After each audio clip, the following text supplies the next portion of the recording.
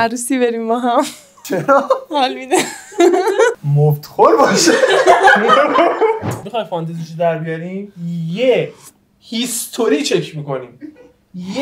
چک کنیم فانتزیا اینجوری طبقه بندی ردیفه. تو شرایط ازدواج داری؟ از شرایطش یه چیزی رو دارم. شناسنامه. جدی پول داشتم فردا زنگ گرفت. جدی الان؟ جدی دارم. نه ازدواجی نیست، خسته شدم. بده بعدی. مرد رویاها چه شکلی بود؟ قد بلندی داشته باشه، مرد باشه، چش ابرو. خیلی همشون بلندن. مثلا روم نمیشه باشم وایسم. کوتاهی هم ما بوده.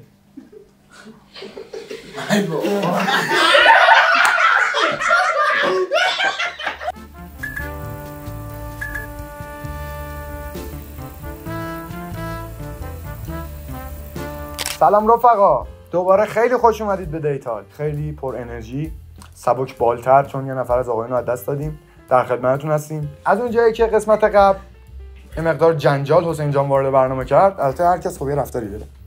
میخوام بذارم ملو شروع کنیم این قسمت رو اولشو. موافقید بچه‌ها؟ بیاد درست بشه. بله. ایول. اول خانوما، اول نصارم، بعد صدف خانم، بعد میام سراغ آقایون. موزیک مورد علاقتون رو بذارید با هم گوش بدیم. من موزیک بخوام کلی بگم همه جور آهنگ خیلی گوش میدم، ایرانی، خارجی، رپ، پاپ اینا، ولی آهنگی که خیلی دوست دارم اون روزو میبینم بگردی دنبالم. خب شما صدف جان موزیک مورد علاقتون میذاری گوش بدیم؟ خیلی فکر کردم باریکلا. خیلی فکر کردم.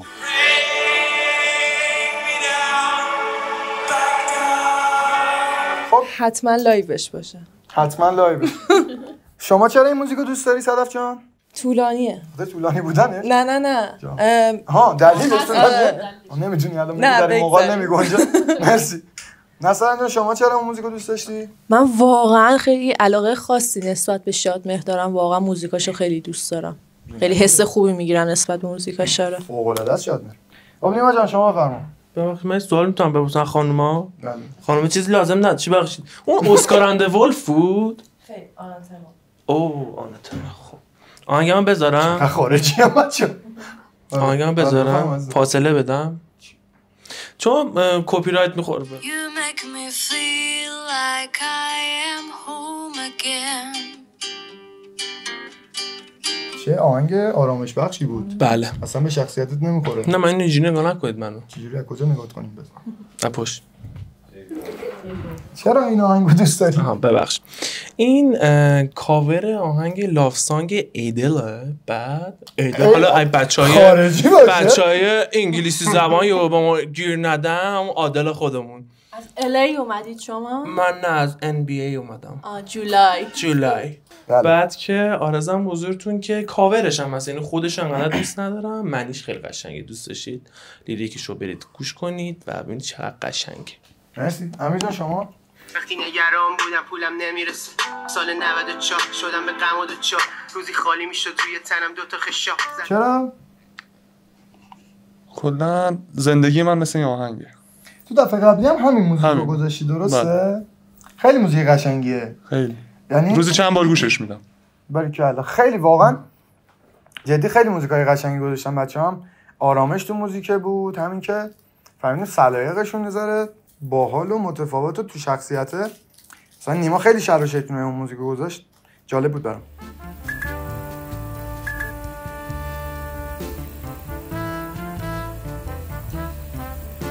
خب نصران جان اگه یه جمله میتونستی بگی که کل دنیا بشنوه چی میگفتی؟ فقط یه جمله. می‌رسی این جمله رو پشت میکروفونی میگی که بلندگوش تو کل دنیا پخش شده. چی میگفتی؟ هیچ چیز موندنی نیست. هیچ چیز موندنی نیست. مرسی. صدف جان شما چی؟ ثانیه به ثانیه‌اش دیگه تکرار نمیشه. ثانیه به ثانیه‌اش دیگه تکرار نمیشه. خیلی قشنگ بود. مرسی. نیما جان شما چی؟ به جز اون که تو ذهنته؟ به جز اون؟ بله. به جز اون خود زودتر میگفتید زدم رو اون فکر کردم. می نوشتم که هم مسیر لذت ببر. از مسیر لذت ببر. آره ما همیشه تو مسیریم و هم مسیرم پیدا میکنیم. به اون هم مسیره دل نبندیم، هم مسیره لذت ببریم. ببینن چه آقایی باریکلا. میکروفون همینجوری بده بعدی بهش تافت بزنید. در لحظه زندگی کن. جملت شبیه به جمله نیما بود. یعنی هم مسیر لذت ببر، در لحظه زندگی کن. خلاصه شغل کن. جمله هر چی پیش آید خوش که از لحظه‌ای که توشی لذت ببر دیگه، هم خانم‌ها هم آقایون. خیلی هم عالی. خب نصر جان، فانتزی تو رابطه چی هست؟ 3-4 صبح لب ساحل. 3-4 صبح لب ساحل. خیلی دوست دارم واقعا. وایب لب ساحل اون ساعت خیلی قشنگه. صرف جان شما چی؟ عروسی بریم با هم. عروسی کنید با هم یا عروسی برید با هم؟ نه عروسی بریم با هم. چرا؟ حال میده. مفتخور باشه. خب نیما جان شما فانتزی چیه؟ دیکتر من کار میکنم، ریاضی اون با بچم که دختره. خب چه صاف که دختره یه سر باشه زیبا زیبا اگر زیبا شوی باشه بابا بده بده. من فانتزی خاصی نه. زیاد حرف نزنه نشنومش. فانتزی هم که میخوای چیکار تو رابطه رو؟ شما فانتزی شد ببخشید میخوای فانتزیشو در بیاریم، یه هیستوری چک میکنیم، یه هیستوری چک کنیم فانتزیا اینجوری طبقه بندی ردیفه. مرسی. همون فانتزی همین نداشته باشه من راحت ترم. خب شرایط ازدواج داری؟ آره یا نشو برامون توضیح بده. چرا الان شرایط ازدواج دارم یا نه؟ نه دیگه پست کن ببینیم کی میرسه اصلا. آره دیگه الان دیگه دوست ندارم واقعا ازدواجو. حداقل تا 30 سالگی اصلا بهش فکر نمی‌کنم. چرا؟ ببین آخه واقعا ازدواج یه مقوله هم خیلی سخته، هم خیلی خطرناک میشه گفت. حداقل واسه من خیلی وحشتناکه این مقوله فعلا تو ذهنم و دوست دارم فعلا عشق حالمو داشته باشم. بعدن که مثلا خسته شدم حالا بعدها به ازدواج فکر می‌کنم. فعلا که عقیدم اینه. مرسی. شما چی؟ خیر. خواهرید جفتتون دست باباتون میمونید. خب اشکال نداره، جا برای هممون هست. جا برای خونه بزرگ گرفته بابا. گفته که بمونید تا هر موقع که دلتون میخواد. با همون توشی بندازید. آره. چرا خب؟ نه شما کجا از اونجا بهتر؟ آره واقعا خیلی جواب قشنگی بود. اولا که باری کرده، دوما واقعا امن‌ترین خونه برای چه پسر چی کار میکنید واسه حرفای جدی من. برای چه پسر چه دختر خونه پدره. تو حتی شرایط ازدواج داشته باشی من نمیذارم کسی زنه چه. چی شده؟ وسط برنامه شما شرایط ازدواج داری؟ بله. آره یا داری جدی؟ بله. تو شرایط ازدواج داری؟ از شرایطش یه چیزی رو دارم. شناسنامه. میدونم که شناسنامه‌شو داری. شرایط انگیزشو دارم. انگیزشو داری؟ بله. پول و اینا ولی جدی پول داشتم فردا زن گرفت. جدی الان؟ جدی دارم میگم. چرا؟ نه ازدواجی نیست، خسته شدم. بده بعدی. شرایط ازدواج دارم از همه نظر خیلی. مثل من؟ نه اون واقعا داره. خب چرا پس؟ ولی ازدواج اصلا دوست ندارم. خب چرا؟ آدم سینگل میاد باید سینگل بره. میگم بابا اصلا. خب مرسی امیر جان. مثلا جان فیلم مورد علاقه چیه و دوست داشتی جای کدوم شخصیتش باشی؟ فیلم فوکس رو خیلی دوست دارم و جای مارگو رابی. خیلی آره خیلی شخصیتش رو دوست داشتم تو اون فیلم نمیکنه. خیر. خب خدا رو شکر. میرن دزدی میکنن با. خوبه پس کار اشتباهی نمیکنه. میگه نه کار اشتباهی نمیکنه دزدی میکنه. اشتباه داریم تا اشتباه. خیره بفرمایید. بچه من کامنت خوندم که مویان تو کجا رو نگاه میکنی درون رو نگاه نمیکنی. من کارگردان کار برادرمه، رفیق خیلی سالمه. داداشی. بعد تاییدش خیلی برام مهمه جدی. واسه همین خیلی نگاهش میکنم. سراب جان شما چی؟ بلک سوان. بلک سوان جایی کی باشی؟ ناتالی پورتمن. چرا؟ شبیه‌مه. چون شباهت دارید به هم علاوه شخصیتی؟ آره. تو اون نقش شبیه به شخصیت شماست. ببینید فیلم‌های جذابیه. خب نیما جان شما چی؟ فیلم. اونم فیلم دیگه. نه فیلم سینمایی اکران شده. اونم سینماییه. کدوم سینما اکرانش کرده؟ هر؟ بله. جای کدوم شخصیت؟ این جوکر چی بود اسم بازیگرش؟ من واقعا اسم یادم نمیاد. واکین فینکس. آره همون. خب چرا جای اون باشی؟ خیلی همزاد پنداری باش میکنم، خیلی چیز قشنگیه. مرسی. امیر جان شما چی؟ من دوروبریام همه میدونن فقط کلا یه فیلم. آره من خودم میگم فیلم. نه. کلا یه فیلمو تو زندگی میگم. کلا نگاه فیلم نمیکنم. اون یه فیلم چی بوده؟ جمونگ. اونم واقعا فیلم سریاله. اونم سریاله. جای کی واس جمونگ؟ فقط جمونگ. شبیه‌ش هم هستی. شبیه جمونگه؟ یه ذره. تا چراش بیا. اصلا عاشق جمونگم. خدا رو شکر. چون زیاد حرف نمیزد ها. فقط زیاد حرف میزد. مرسی. مگه میدونستم سریاله، یه سریال بلد بودم قدیم دیده بودم. نه مرسی. تو بچگی مرد رویاها چه شکلی بود؟ یکی که قد بلندی داشته باشه، مرد باشه، چش ابرو مشکی باشه، همین. مرد بودنه یعنی چی؟ مرد باشه سوسول نباشه دیگه. آره مجید سوزوکیو. آره اونجوری نباشه. اونجوری نباشه؟ آره اون دیگه لات بود، اون مرد نبود، اون لات بود مجید سوزوکی. لوتی بود اون دیگه. آره. شهید شدن. نه مثلا جنتلمن باشه دیگه. آره متوجه شدم. شما چی صدف جان؟ در کودکی به خدا اگه بگم فکر نمی‌کردم باور می‌کنی؟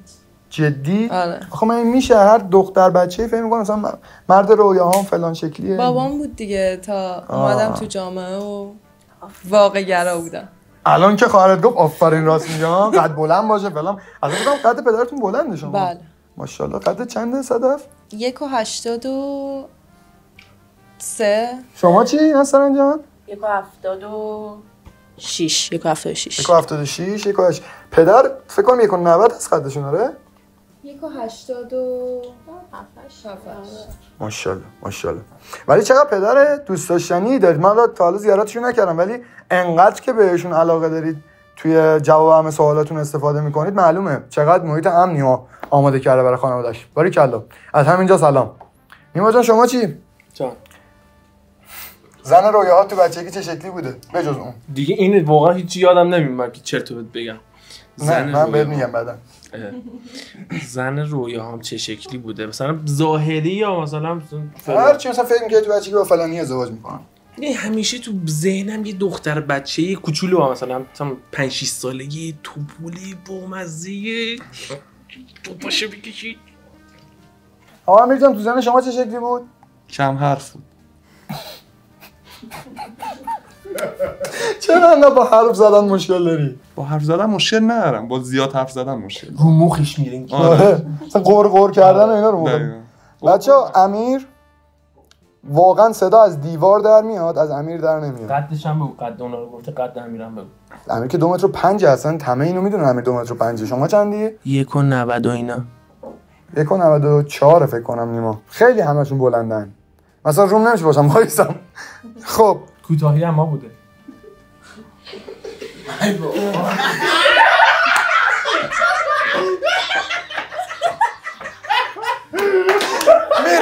میریم سه کات ندیم اینجا رو کات ندیم. تا حالا عاشق شدی؟ اگر شدی تهش چی شد؟ ببین عاشق شدن نمیشه گفت. آخه به نظرم عشق خیلی یه مبحث خیلی پیچیده. ببین جزء سوال من مثلا از یکی خیلی زیاد خوشت اومده باشه. میگیری همچین چیزی مثلا منظورم. خیلی زیاد خوشم اومده باشه آره بوده ولی عاشق نه. خب تهش چی شد؟ کات کردیم. چرا؟ به نتیجه نرسیدیم دیگه اخلاقمون نمیخورد. من تفاوت اخلاقی داشتی. آره خیلی تفاوت اخلاقی و بعدها اون فهمیدم. اونم بگم که چون خیلی سنم کم بود نسبتاً به خاطر همین. مرسی. شما چی صدف جان؟ منم نه. عاشق نشدی؟ نه. دوست داری این حسا رو تجربه کنی؟ ببین من خیلی راجع به این داستان بحث کردم. به نظرم دوست داشتن واقعیه ولی عشق نه. خیلی لحظه‌ایه. یعنی ببخشید من جمله‌ای شاید مناسب‌تر از این تو ذهنم پیدا نکنم. بعضیا میگن عشق اونقدر زیاد حاصل حرکت هورموناست. بله. شما به همین چیز اعتقاد داری؟ بله. نمیدونم. منم تا چند وقت پیش فکرم این بود که عشق واقعا وجود داره جدی، ولی الان یه ذره نظرم متفاوت شده، شبیه به نظر شما شده. آقا نیما شما تا حالا عاشق شدی عزیزم؟ ببین حالا نسبت به اون حرفا که زدی اینا رو من واقعا قبول داشتم. یعنی واقعا این داستانی که عاشق شدن ها؟ نه تأثیر هورمون یه اتفاقی عشق تو فیلماست و اینا، ولی یهو خبر نمیکنه. واقعا یهو خبر نمیکنه و اینکه آره. عاشق شدی؟ بله. تشی شد؟ نشد. میتونم بپرسم چرا؟ نشد دیگه. رفت اومد. عاشقا هیچ وقت به هم دیگه نمیرسه.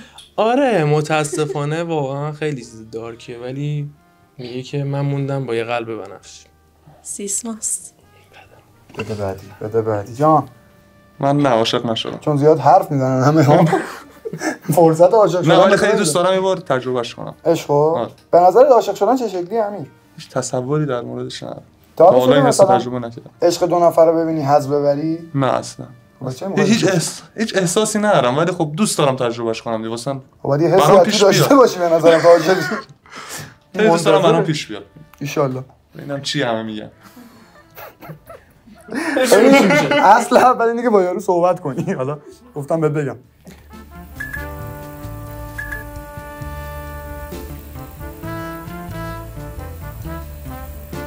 خب بچه‌ها چالش چی بودیه؟ خب یه سری سوال ازتون میپرسم لطف میکنین بهش جواب میدید. جسارتا اگر حیوان بودی چی بودی؟ گربه. چرا؟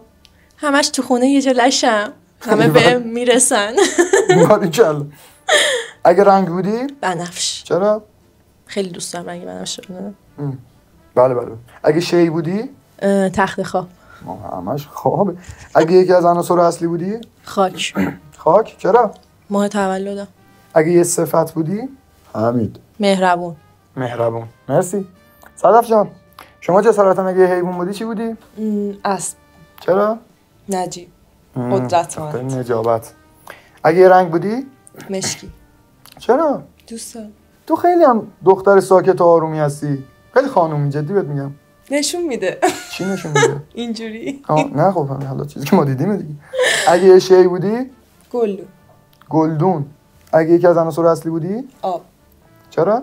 آرامش بخش. اگه یه صفت بودی؟ شرافت. باریکلا. شرافتو؟ شرافتمند. که میگه مرد. نه. گفتم عجیب شد. مرسی صدف جان. نیما جون چی بودی حیوان بودی؟ تو بودم. عجب بی‌تربیته.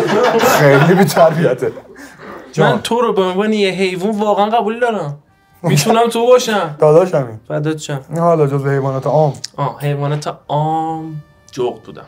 چرا؟ بیدارم. اگه رنگ بودی؟ یا قرمز یا مشکی. بین این دوتا. بعضی موقع قرمز بعضی موقع مشکی. بسی داره. اگه شی بودی؟ پنبه شیء مگه؟ به تو ربطی نداره پنبه و کجا باشم. پنبه شی نیست به قرآن. اگه یکی از عناصر اصلی بودی؟ آتش دیگه حضرت عباسی شی نیست. تو گفتی عناصر اصلی باشی گفتم آتش. ببین با من چیکار کردی؟ من هنوز تو شیم. من میگم حیوانه میگی نه. خب اگه یه صفت بودی نیما؟ اینو تو بگو. بامزه. با نیما خیلی خوش میگذره. یعنی تو هر مکانی قابلیت اینو داره که جدی پیدات کنه حالتو خوب کنه. خب امیر جان اگه حیوان بودی به جز من چی بودی؟ من یه حیوانو خیلی دوست دارم. قطعاً کمرفه. چی؟ گاو. چرا؟ نمیگه من دیگه ما. حس خاصی داره. اصلا هر وقت گاو میبینم چند دقیقه میسم نگاهش میکنم.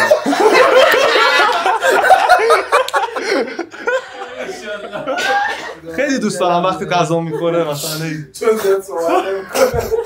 خب اگه رنگ بودی؟ قرمز. اگه شی بودی؟ تردمیل. اگه یکی از عناصر اصلی بودی؟ خاک. اگه یه صفت بودی؟ لجباز.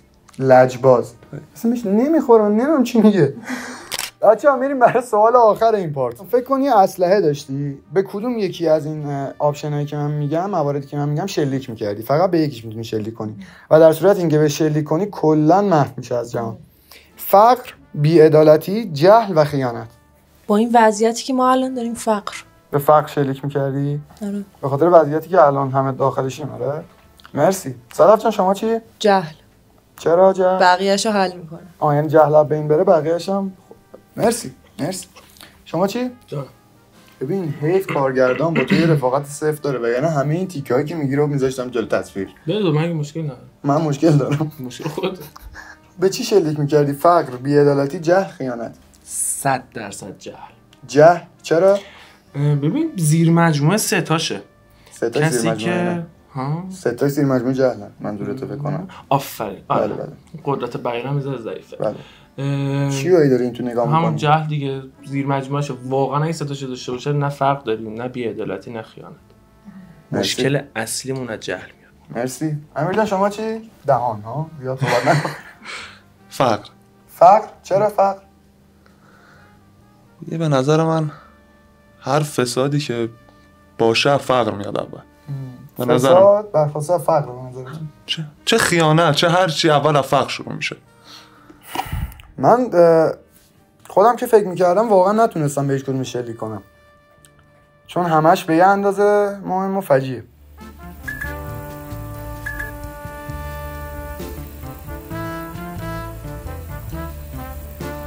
به پایان قسمت دوم رسیدیم. حالا آقایون باید یکی از خانوما رو حذف کنن. من راحتشون میذارم تا با هم دیگه تصمیمشون رو بگیرن.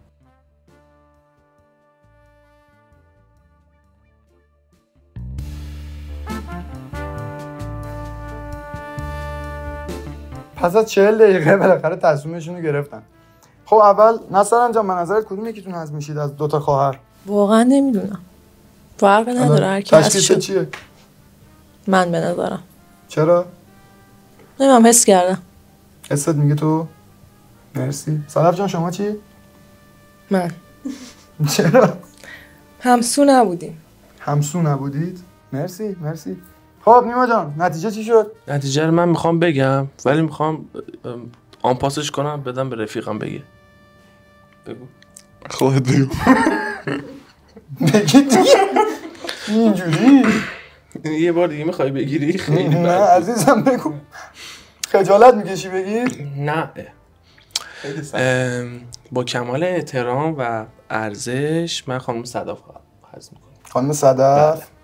دلیلش چیه؟ یه مقداری حالا به قول خودشون همسو نبود، طرز فکرها یه ذره تغییر داشت، یه ذره مشکل داشتیم، صحبت کردیم به این نتیجه رسیدیم. شما چیز بگو. نظر شما بود. نظر شما بود، یعنی تو نظر دیگه داشتی؟ نظرمون نبود. نظر دوتامون بود ولی بیانش. صدف جان صحبتی؟ مرسی بابت احترامشون، واقعا ممنون از برنامه‌تون. قربون شما. امیدوارم که پیشرفت زیادی واقعا داشته باشین. همچنین شما. و مرسی. ولی من فکر کنم اولین بار بود که دومین بار تو رو میبینم. اولین بار فکر کنم منو یادت نیست. تو بازی مافیا فکر کنم نگردی، من گرداننده بودم و خیلی هم تغییر کردی، هم آرومتر شدی، هم خیلی خانومی. نمیدونم چی میگی بعدا معلوم میشه. نه خیلی خانومه، خیلی مرسی. کنار صدف و ما خیلی خوش گذشت. لطفاً. خیلی شکرم. متاسفانه ما یکی از شما دوتا خواهر بزرگه. آره بله. خواهر بزرگه دست دادیم. خیلی دوستتون دارم. دمتون گرم که ما رو نگاه میکنید. عاشق همتونم. خیلی چاکرم. دمتون گرم. بین این همه همکار خفن ترجیحتون این بود ما رو ببینید. یا علی مدد. خدا نگهدار.